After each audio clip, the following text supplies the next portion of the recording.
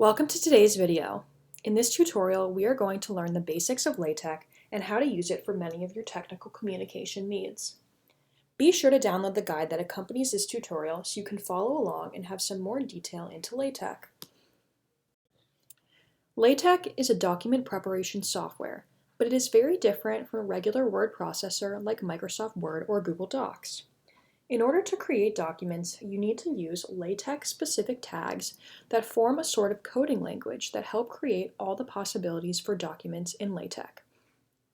You have a few options for editing and compiling your LaTeX documents. You can download an application onto your computer, such as TeXmaker, and create your documents offline. Or you can log on to an online service such as Overleaf to edit and compile your documents there. Take a look at how the LaTeX code differs from the end document. This Overleaf environment has the LaTeX on the left, then the finished product on the right. You can click Recompile whenever you make changes and you can see your document right away.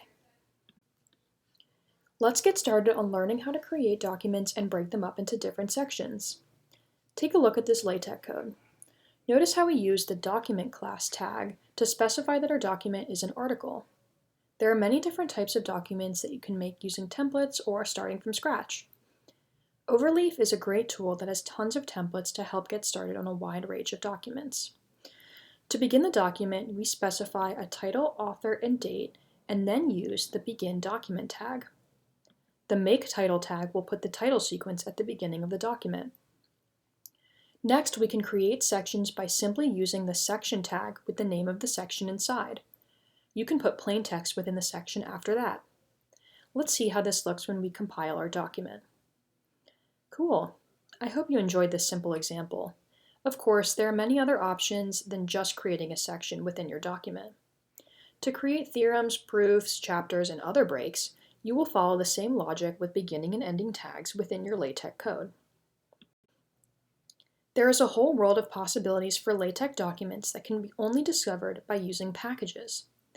Packages are add-ons to the LaTeX core library that can allow you to do all sorts of things, kind of like a plugin. The Comprehensive Text Archive Network, abbreviated CTAN, is a great place to start learning about packages. LaTeX is really well documented online, and a simple search of the feature you're trying to implement will likely lead you to the packages that can help you out. To learn how to use these packages, let's use the bib.latex package to make a bibliography. The first step in using a package is, unsurprisingly, the Use Package tag. Then, this package requires us to upload a bib resource file that has all the information for our bibliography. Then, later in the document, we use the package-specific Print Bibliography tag. Our bibliography will appear like this. Packages are great because they can do a lot of heavy lifting for you when you're trying to execute a certain document feature or style. One of the reasons why LaTeX is so popular among engineers and academics is the amazing equations that LaTeX can create. LaTeX will stylize each equation and add an equation number as well. Let's look at this first simple example. Use the Begin Equation tag to start it off, then write your equation and close it out with an End Equation tag. Let's see how these turn out. Great. Now let's try some more complicated types of equations. Each type of equation will have its own syntax that helps LaTeX stylize it perfectly. For example, here we have the frac tag with a bunch of curly brackets.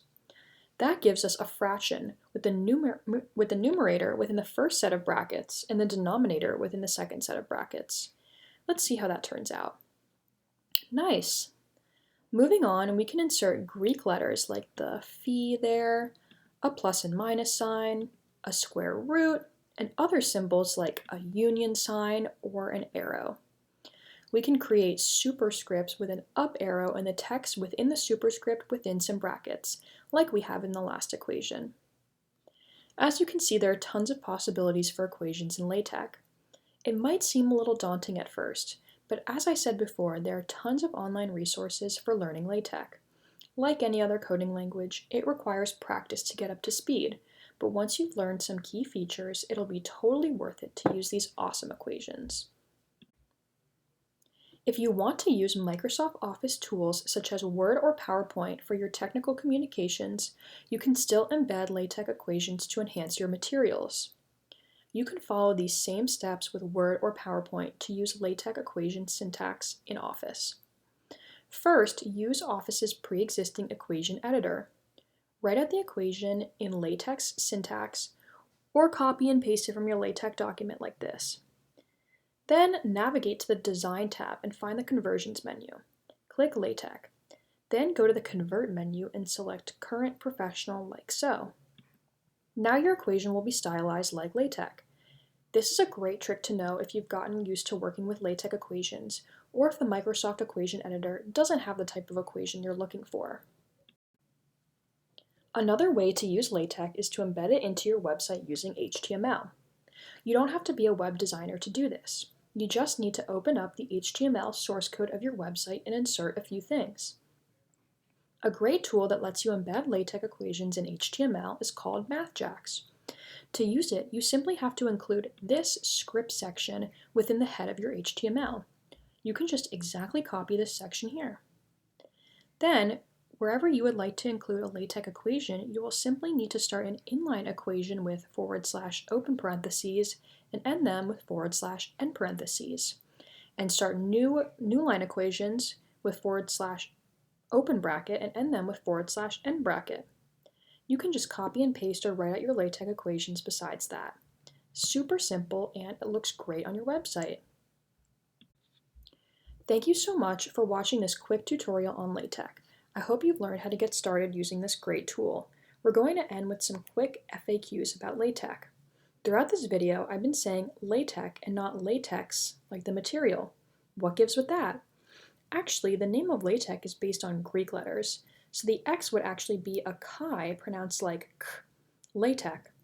Another question people may have is why LaTeX isn't more widely used within companies or academia, and how to get your group to use LaTeX if they don't already.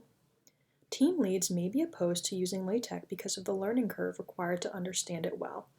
However, using LaTeX can save time and produce a better end product. Address their concerns, then show your team some of the awesome things that LaTeX can do, including the different document and section types, equations, figures, and references. Well, that's all for today. Thank you again for watching.